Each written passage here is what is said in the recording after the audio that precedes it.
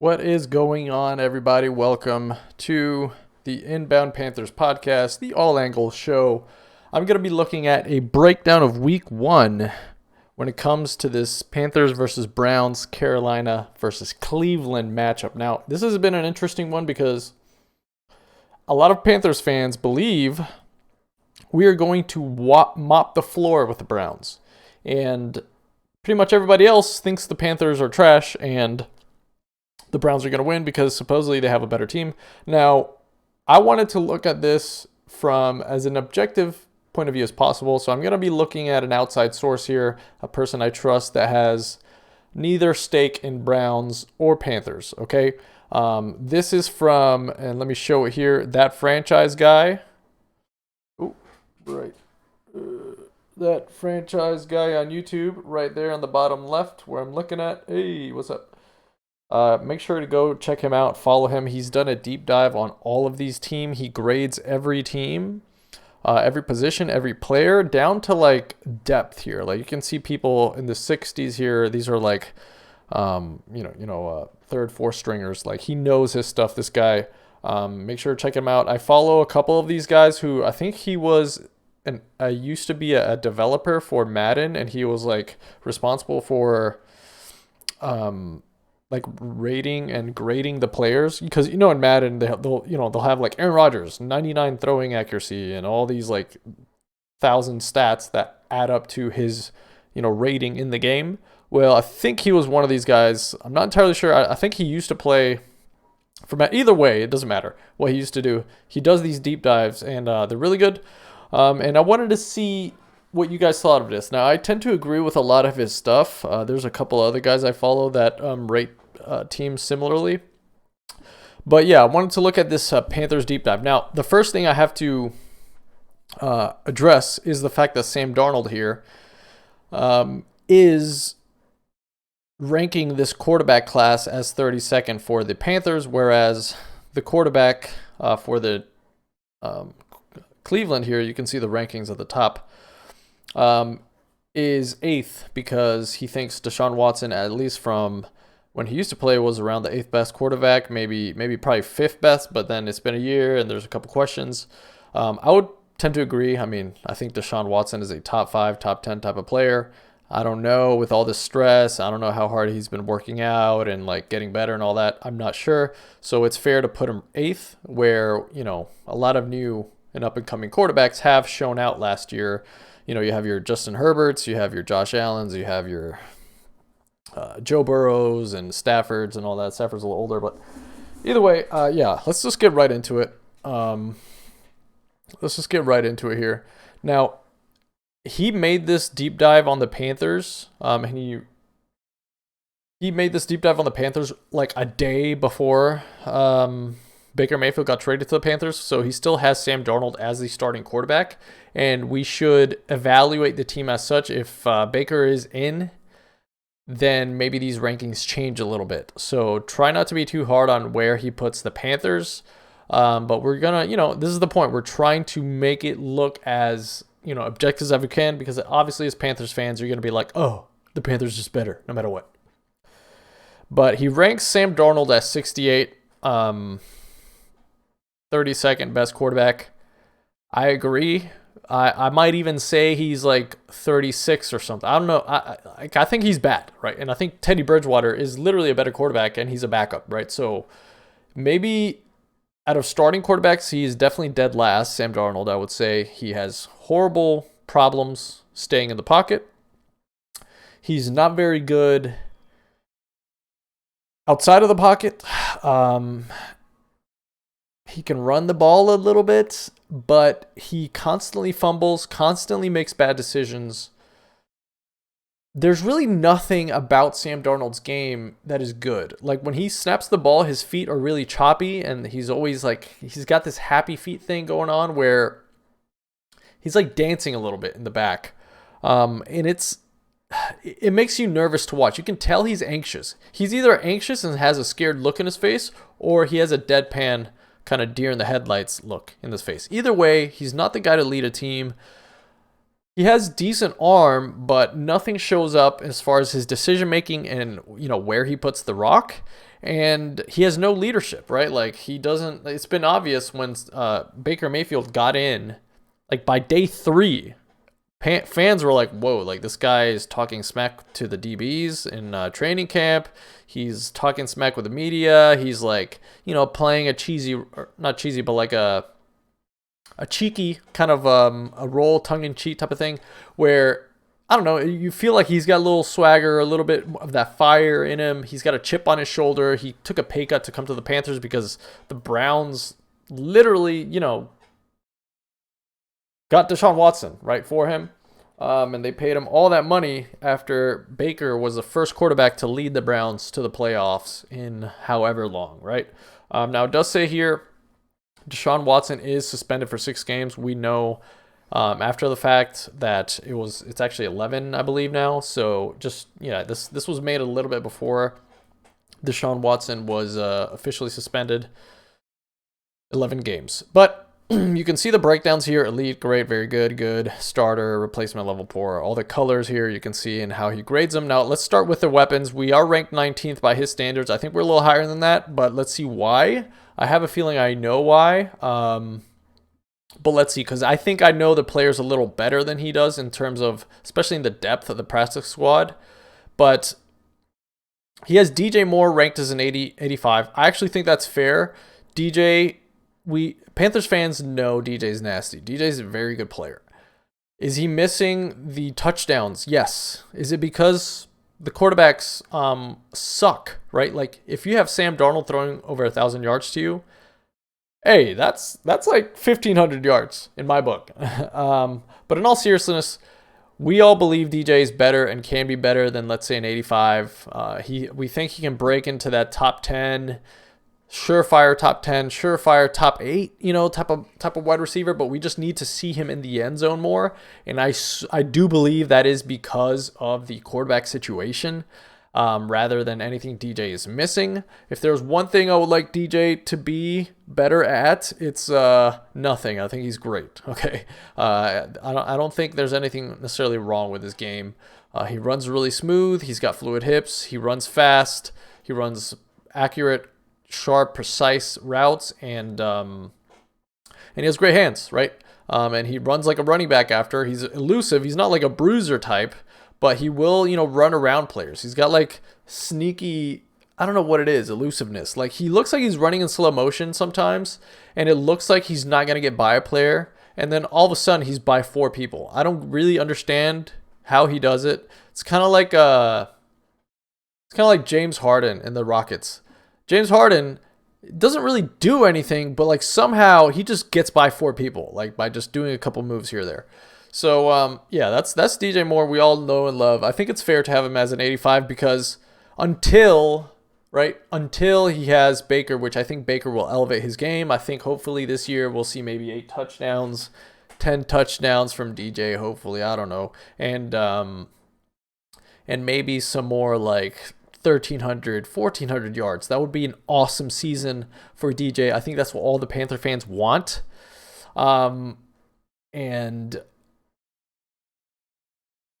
And yeah, that's what we're looking at here. So actually, you know what I'm going to do? I'm going to do this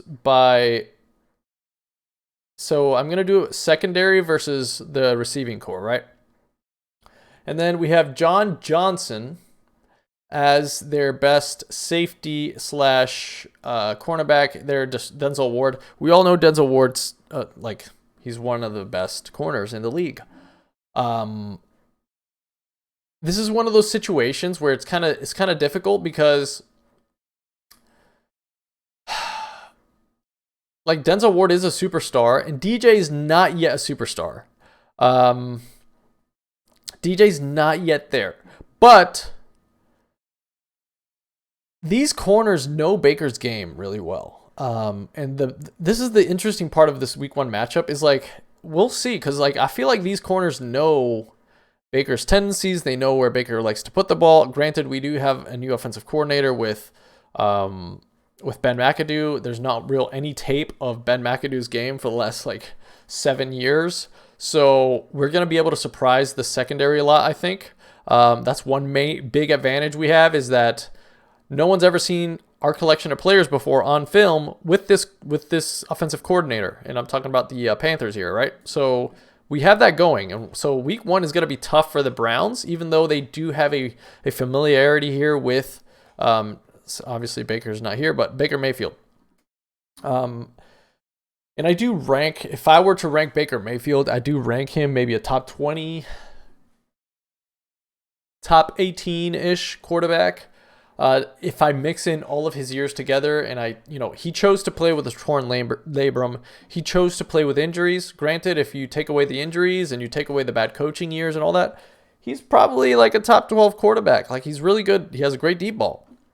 But we have to look at Baker not through the Panther fans' lens. We have to view him through an objective lens. So I'm going to put Baker as the 18th best quarterback at the moment. I think he will blow that out of the water this year, 100%. I think he has better weapons than he's ever had this year with McCaffrey and DJ Moore. That combination is nasty, especially for the passing game. So I really think we'll see Baker around the top 13, 12 quarterback in the league this year. Hopefully with this new O-line. We're just really hoping this O-line holds up. It's good on paper. We just got to see it in action, right? So we have DJ Moore versus Denzel Ward. It's a toss-up. Denzel Ward is slightly better of a cornerback than DJ is a receiver, unfortunately.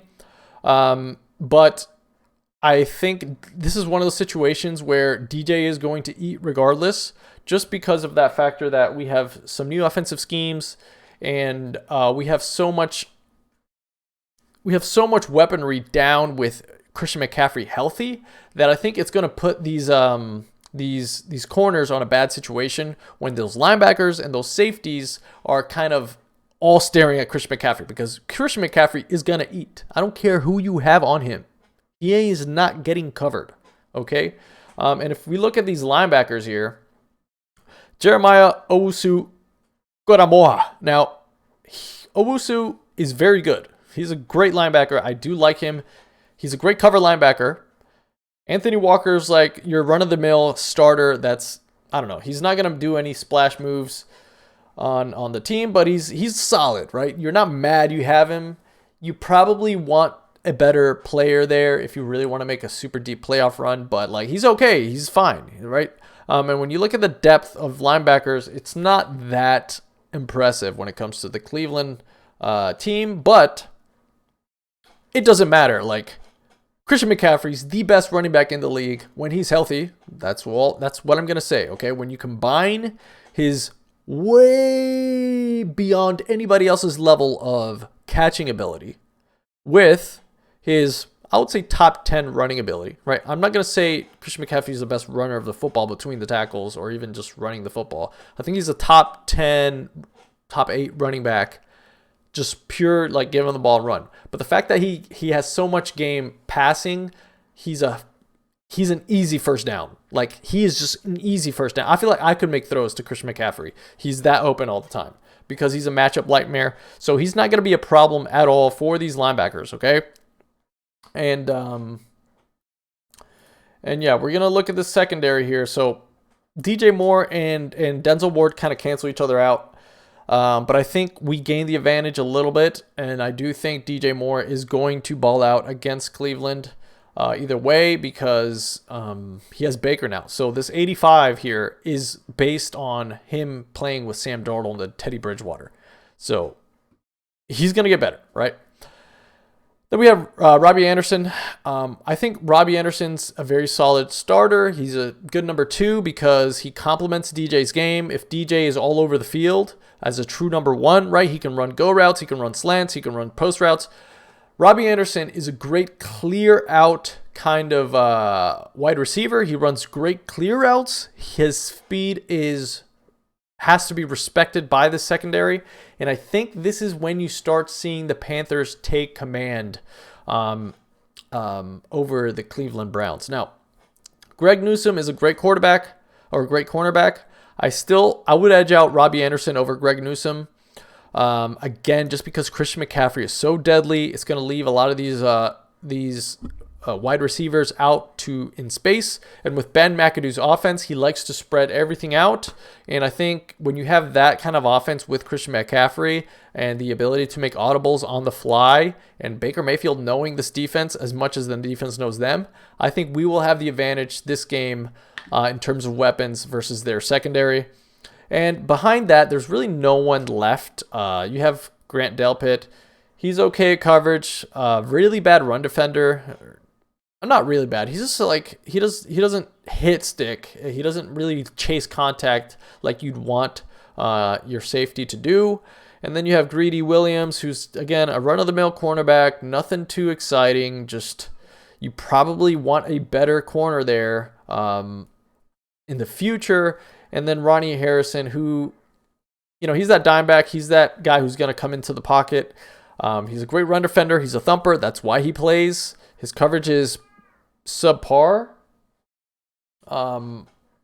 It's okay. It's okay coverage. I think when it comes to our team, we have Terrace Marshall here as our third. Terrace Marshall, he's not the greatest at getting separation. He has okay hands. I don't know. We haven't seen much from Terrace Marshall. Now, coming out of college, I thought he would be the type of guy to break out in year 2, not year 1, just because of his game. He's not a natural separator. He doesn't have the most fluid hips. He's got decent ball skills and big size, and it takes about a year or 2 to develop your feet, to develop like the mental game of playing wide receiver, which is how to get open when you can't just outrun people, right? It takes more precise routes, better timing, and that stuff takes a while to develop. So that's why I'm hoping Terrace Marshall will elevate himself coming out of LSU and finally give us at least 500, 600, 700 yards. I don't know, man. Do something. Because Shi Smith is really been showing out training camp. Shi Smith might be wide receiver 3 at this point. He's that good. He's like our own little Devonta Smith, okay? That's what I'm going to compare him to. Very fast, undersized kind of wide receiver, but he's really scrappy. He loves to go up for the ball. You can tell he's out there like doing the most with his opportunity. Really engaged. Every play is intentional. He's like running angry. While Terrace Marshall, you almost feel like he's bored. You almost feel like he wants everything handed to him.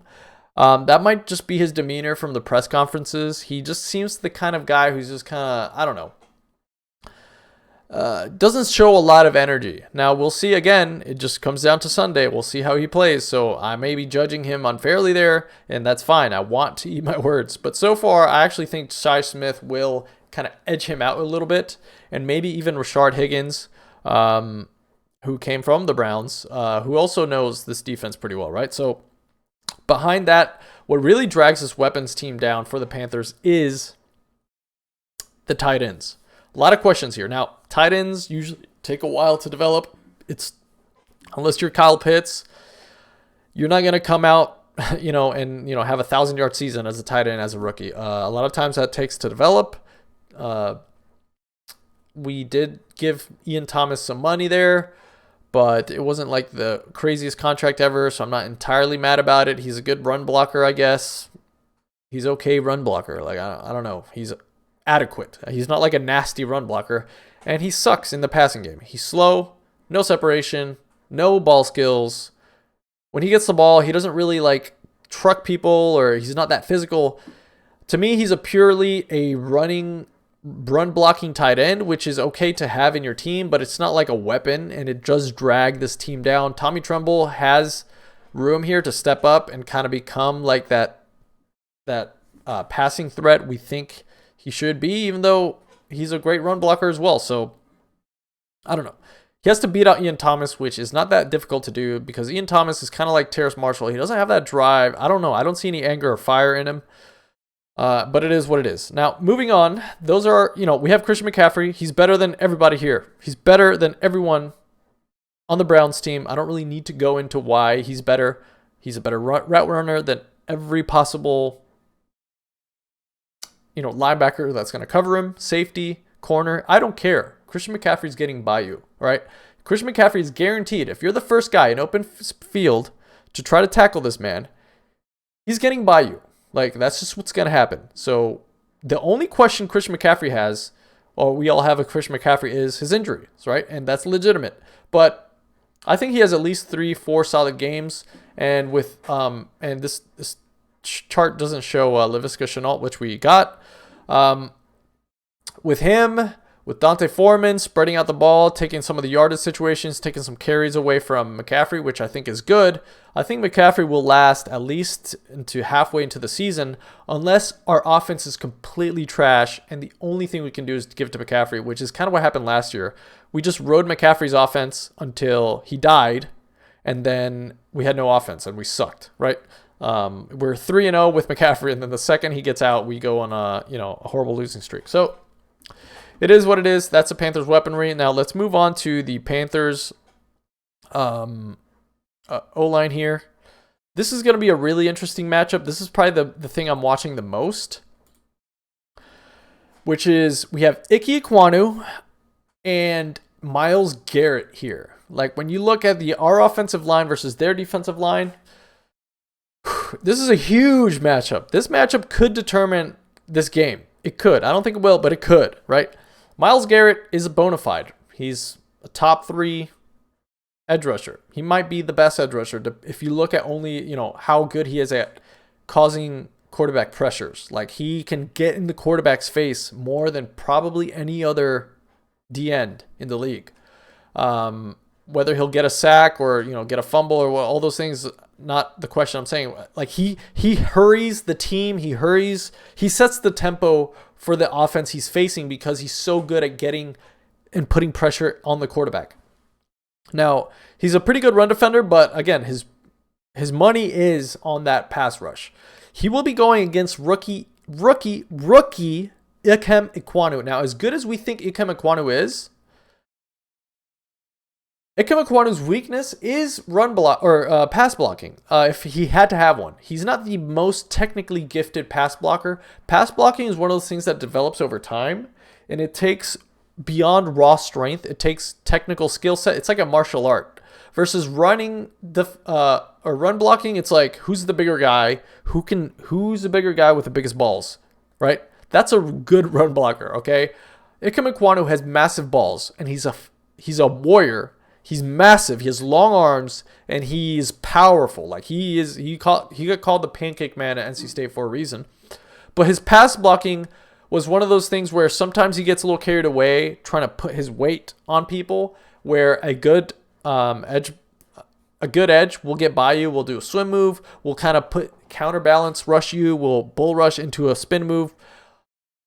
I'm worried. I'm not going to lie because I respect Myles Garrett game. I'm not an idiot. Okay, I'm not just a rabid Panthers fan saying, "Oh, well, Ikem Ekwonu is going to be the best, left tackle in the game to ever live starting week 1, right? As a rookie." No, like he's going to go through his growing pains. I think Myles Garrett will have some. He's going to eat a little bit here, but hopefully we can game plan around that. Maybe we have McCaffrey leaking out Myles Garrett's back. So I don't know. I don't know what an offensive coordinator does for Myles Garrett to kind of take care of his game. But either way, we're moving on to Brady Christensen at left guard. I think they will run Brady Christensen at left guard. Brady's a good guy, good person, good. He's a good left tackle. He had some good plays for us last year at left tackle when we finally put him in. I don't know why it took us so long. But yeah, we finally had him playing. We don't have Cam Irving starting anymore, which is awesome because Cam Irving sucks. But Brady Christensen, he's good. Now, he's rated here as a 66 overall. That's a poor lineman. I actually think he's a little better than is given credit for here. He's a good pass blocker, and he's really good. He's like the opposite of Ikem Ekwonu, okay? Shorter, not as powerful, not as long arms and natural strength and raw power and just like, dickhead mentality, like, warrior type of spirit. I'm not saying he's like, like a coward or anything, not far from it. But what I'm saying is he's like the opposite of Ikem in that front where Brady relies on a lot on his skill and his like technique, which is really good. He has good technique. He's really good coming out of college in BYU. Granted, a lot of people A lot of people say, he didn't face the best competition during that COVID year. It is what it is. I think he's played good all throughout college, and he played good when he started for us at left tackle. At left guard, it'll be a question because he's not as good of a run blocker as he is a pass blocker. I'm hoping he turns out. I'm hoping he doesn't get bullied in the pocket. But he's going up against Taven Bryan or Chase Winovich, depending on how they decide to create this defensive lineup here for the Browns. They have multiple different options they can use. They could use Alex Wright if they really wanted to, though I'm not sure how much of that they'll see. Tommy Togiai, Perrion Winfrey. I don't know. We'll see. We'll see what this looks like. But for now, Taven Bryan will probably be the starter going up against Brady Christensen and Bradley Bozeman. And this is where I think we start to see us take it away. Because look, our interior is better than their interior defensive line. That's it. So if we can give Baker that interior pocket to feel comfortable in, and we got to figure out a way to get Myles Garrett, taken care of. But the thing is, Myles Garrett, he has a rookie and a second-year left guard, first-year left guard in Brady Christensen, second-year player, but he hasn't played left guard, I don't think, starting-wise for the Panthers yet. So it really is going to come down to Myles Garrett destroying us, because the rest of the line I think will get taken care of. We have Bradley Bozeman, who's a really good center. I think he'll do really exceptionally for us. He played well in Baltimore Ravens. I'm not sure why they didn't re-sign him, but hey, we got him, right? It just wasn't in the clouds for them. I think they wanted to keep him, but he tested the market and we got him. At Austin Corbett, I think he's a really good run blocker, adequate enough pass blocker. I mean, they went to Super Bowl, right? So with the Rams last year, I think this is a nasty team. And then we have Taylor Moton, who's the most solid guy you can think. He is just awesome. I think this year he'll break into that top 10 tackles. I think he is probably a top 10 tackle already. And I'm kind of putting in their left tackles and right tackles. So we'll see how he does against Jadeveon Clowney. I don't think there'll be a problem. I'm not huge on Jadeveon Clowney. He's an okay pass rusher. He's good at run defense, but this team we've constructed, I don't think will rely on the run as much as the pass game. So I think Jadeveon Clowney, he'll be an issue, but I think we'll deal with him. So that's the run game. I give the edge to the Panthers. If the weapons was a tie, which I probably should have said, the weapons is a little bit of a tie, but we have a better quarterback in Baker Mayfield against Jacoby Brissett, so I give the edge to the Panthers for the weapons. When it comes to the defensive line versus the offensive line, I give the edge to the Panthers. Why? Again, it's barely an edge, because if Myles Garrett goes off, then who cares how good the rest of our linemen do? If we can't deal with Myles Garrett, that's GG. You know what I mean? We're not going to be able to do much. Though we do have Christian McCaffrey, and we have a lot of players that can get the ball out quick. Laviska Shenault. We can play those guys, quick 5-yard plays where you don't give Myles Garrett enough time to get to Baker Mayfield. But Baker Mayfield's game is really good when he sets up those long, deep balls off the play action. And that will be hard to do with Myles Garrett breathing down your back. I believe in Ike Ekwonu. I really do. I believe he can do it, but I know for a fact Ike's probably going to give up a sack or two to Myles Garrett, if not more. But I'm hoping Ike Ekwonu can really step up. I think he will, but we'll see. Next, we have our running game. This is our running backs. Let's put their running backs on here. Let's just do a direct comparison, because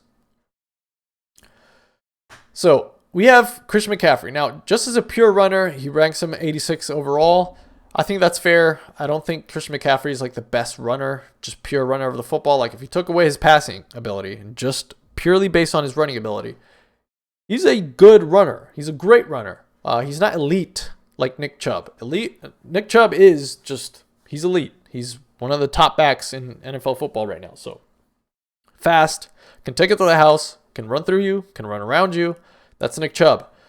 Christian McCaffrey, fast, can run around you, can't run through you as hard. He can push the pile, right? He's underrated in terms of his power, but he's not like a truck specialist like Nick Chubb could be. And Nick Chubb's a little faster than Christian McCaffrey. Now, Christian McCaffrey's quicker than Nick Chubb, but again, take it to the house ability. Nick Chubb slightly edges out McCaffrey, and then Chuba Hubbard, terrible hands, decent runner of the ball, but like nothing special in Chuba Hubbard. He's kind of like your regular running back. He's not gonna wow you. If there's a lane, he'll take it and he'll get you a couple yards. I'm not too impressed with Chuba Hubbard at the moment. I was hoping coming out of Oklahoma State with that 2,000-yard season, we'd see something crazy. But I haven't seen that next level gear, that next level speed on him yet. And ever since he had that injury that set him back in Oklahoma State, I don't know. He's missing that like sixth gear, that take it to the house like speed that I was used to seeing in college. But we'll see what it is. And yeah, Kareem Hunt is just way better than Chuba Hubbard. So it is what it is, right? They definitely have a better running back room in terms of just pure running ability. So we'll see what happens. Yeah, we'll see what happens. And let's look at our pass defense here. So we saw, let's see their receivers against our corners. So this is their receivers and our corners, right? I think he rated our cornerback room a little lower than deserves, or maybe a lot lower. I think this pass defense has the ability to be, he ranks them 18th here. You have to understand, a lot of people outside of the Panthers fan base don't know how good our defense is and our cornerback situation is. We have nasty cornerbacks. I think we have a top 5 cornerback room with J.C. Horn. A lot of people don't realize how good J.C. Horn is and was in college. He barely got targeted in the 3 games he played with us until he got injured for Houston. He was nasty. All right, he was a great run defender, and he was great cover corner. Quarterbacks are afraid to throw his way because he's just this giant dude who's fast as hell and has really, really long arms. He's just like an interception waiting to happen if you throw his way. And that's J.C. Horn. I think he's the type of guy who can blanket cover anybody. If you're Mike Evans, he's on you. He has a little bit of a harder problem with smaller-ish receivers, but by that I mean like Devonta Smith, not necessarily the Amari Coopers of the world. Amari Cooper's good, but I legitimately think J.C. Horn is better than Amari Cooper is good. And granted, he obviously disagrees here. We have a 75 overall versus Amari Cooper's 86. Now, Amari Cooper's really good. Again, I just think J.C. Horn is going to show out this year, and I'm pretty certain about that. We also have Dante Jackson, also a very good corner. I think he's the top 10 corner, top 15 corner in the league. Against Peoples-Jones and David Bell, like no problem. We'll see how they line these guys up come game day. I don't know if JC or will be on Amari or if Dante will be on Amari. We'll see what happens. But Xavier Woods, super reliable, solid corner, great communicator, kind of has that veteran feel in the backfield that will help this young receiving room, this young cornerback room, young defense really, kind of feel settled in. We've been missing that veteran presence, and I think he'll provide that along with Shaq Thompson. Jeremy Chin, bona fide nasty safety, I think he'll emerge as a superstar this year with the way our defensive line and our offense is loading up this year. We have CJ Henderson, who's nasty, first round pick out of Jaguars. Kind of lost his touch with football with the Jaguars, got a little depressed, but things are looking up this year. He's been playing hard in training camp. He played a little injured last year, which is why he was rated so low here, because he was not tackling anybody last year. He was running with people, but he refused to tackle. Well, lo and behold, it comes out he had like a separated shoulder or dislocated shoulder he was dealing with half the season. So that should be all done with this year. He looks healthy. I saw him in training camp. He's making plays. He's fast as hell. He's super fast. He's a first-round athlete. So this is a sneaky underrated defense. All right. We were top 2 in the league last year in yards allowed. And we had a horrible offense. So that tells you how hard these guys fought to keep that low. And then we have Shaq Thompson, who's bona fide as well. Again, I think he's rated these guys way too low, 79s, which is basically right below great, just very good. All these green are very good, and then he has Brian Burns as like a great, quote unquote, great player. As you can see, all across our board, we have really good players. Now he says Damian Wilson. In terms of pass defense, you have to understand, guys, this is pass defense, not run defense. Run defense is completely different grades. Pass defense, Damian Wilson is terrible. He's like an old school 2005 linebacker. He's not this new age kind of nickel back linebackers that are like almost, it's almost more important nowadays to be a pass defender and like a coverage guy than it is to be, you know, that big thumper Ray Lewis type of linebacker where you're just plugging holes and throwing your body in there. That's the kind of guy Damian Wilson is. He's a little undisciplined, doesn't stick to lanes as much, always looks for that hit stick, but it can kind of get him lost. Whereas he should be like controlling the gaps. He's shooting gaps a little too quickly sometimes, and he gets lost in coverage. He can be found often guarding grass. Like there's no one around him, and you're like, why are you there? Move. Get a body on you. And then you have Shaq Thompson, nasty, sideline to sideline speed, great run defender, great in coverage. I think he's a really good linebacker. He's not elite, but he's like a linebacker that would start on pretty much every team. Like, he's just nasty. He's a really good linebacker, okay? The only thing he's missing is maybe a couple more sacks, maybe a couple more interceptions to get him to that next level. But I really trust Shaq Thompson. He's the voice of this team. He's the leader of this team. He's the OG of this team. So, yeah, there's nothing to worry about Shaq Thompson there, except for maybe his injury history. He was a little injured. He was on the PUP list in training camp. So we'll see. And then we have Brian Burns, nasty. He can get to the quarterback probably faster than anybody in the league. He's insanely fast. The problem is he's a little undersized against the run, but he's still good against the run because he's still very fast. So his main issue is anchoring down and not letting the line of scrimmage be moved. But I trust him enough to, like, he's good everywhere else. He can drop back into coverage. He can be used in multiple different ways and he has a nasty spin move. Where I think he will have a breakout year this year. He's been at 9 sacks the last couple of years, so we want to see him get 11, 12, 13 sacks to just really show out this year. And I think we'll see it. He develops more and more every single year. Matt Iodinitis. This guy is like a bull in a china shop type, okay? He just tries to get to the quarterback and tries to cause as much damage as possible. He's good at it, too. The problem is he's kind of like Damian Wilson in the sense that he doesn't have much lane discipline. Sometimes he chooses to go after the quarterback when he should sit on the line of scrimmage and block everything and then allow the linebackers to get to the quarterback, right? He's a tough guy. He plays fast. He plays hard. I hope the coaching can kind of let him understand the bigger picture of a defense and like, hey, sometimes your role here is not to get to the quarterback. Sometimes your role here is to take on a guard and a center all at once to let, Shaq Thompson or CJ or Damian Wilson or somebody fly off, Brandon Smith, fly off your hip and that they get the sack, right? But sometimes he gets so aggressive, he'll go after the quarterback and, I don't know. That's how he was with the Redskins. We have a better coaching staff, I think, in terms of the defense. Phil Snow has a great defense, so I think we'll see Matt Iodinitis' best year here in Carolina, along with Derek Brown. Same thing. This is almost like this is the year for Derek Brown to show he's worth the first round pick we gave him. He hasn't been a disappointment by any means. He's a great run defender, big body, big physical guy. He can run. He's super athletic. But we're still waiting to see him really dominate the line of scrimmage and really, really dominate breaking pockets down.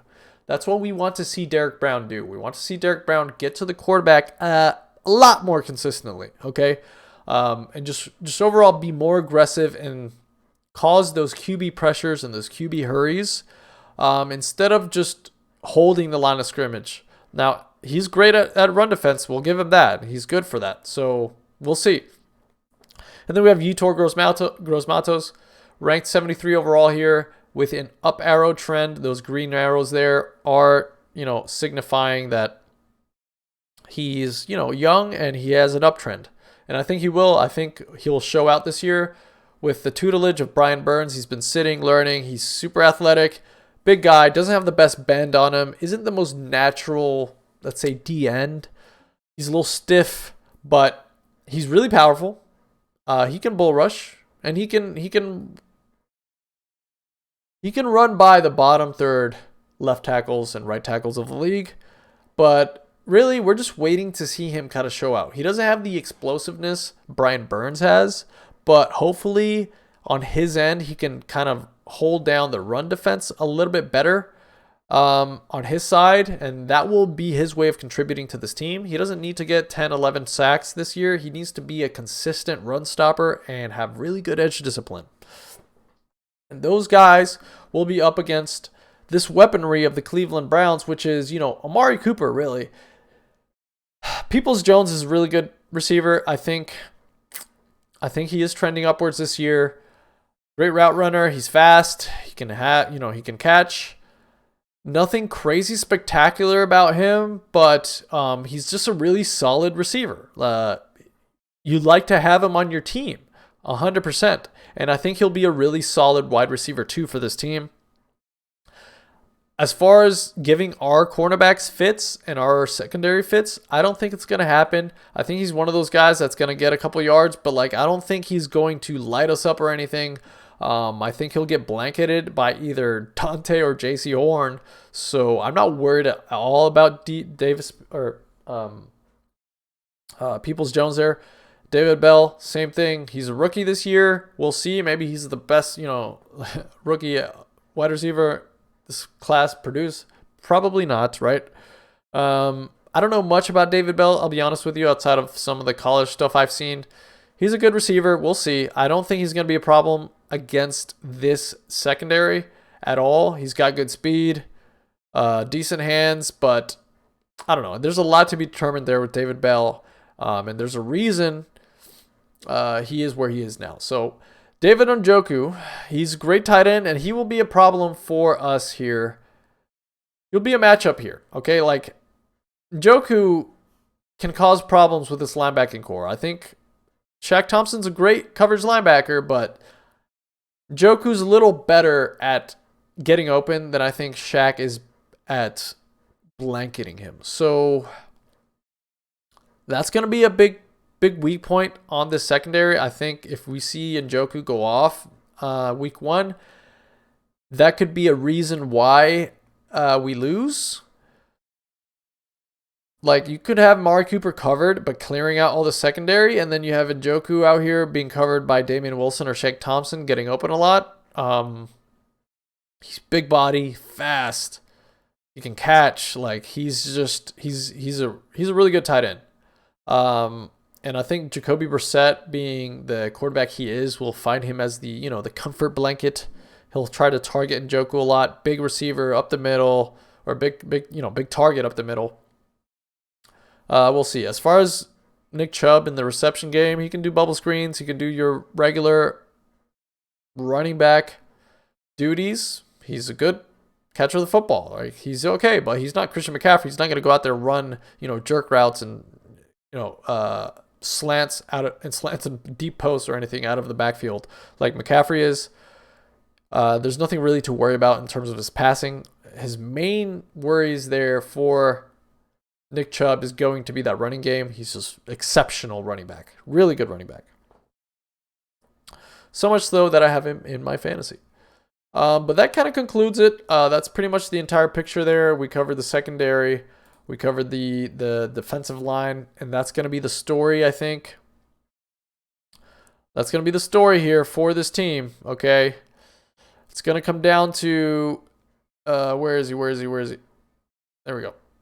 Yeah, it's going to come down to Icky here versus Myles Garrett. That's going to tell the story of this team. If Myles Garrett gets shot down by Ike Ekwonu, our offense is going to go off on this team. I really think we're going to impress a lot of people, and I think Ben McAdoo is underrated. Personally, as a offensive coordinator, as a head coach, he's probably not that good. As a guy who just sits there alone in a room thinking up plays and thinking up schemes, I think Ben McAdoo's great. As a representative of your team and constantly being in meetings and, being the CEO of your team and keeping everybody scheduled and all this crap, I don't think he's good at that. But, just sitting there alone for hours, coming up with plays, he's going to be really good. Plus, he gets Laviska Shenault. He was down there in Jacksonville when Laviska was down there. So I think he had a big part in why we traded for him, right? Obviously, since we have him on our team and we traded for him, I think we're going to see a lot of really sneaky plays here from hopefully some crossing routes with Laviska Shenault. Hopefully he catches the ball. That's my main worry with Laviska. I know he's not the greatest separator and route runner and all that, not crazy explosive.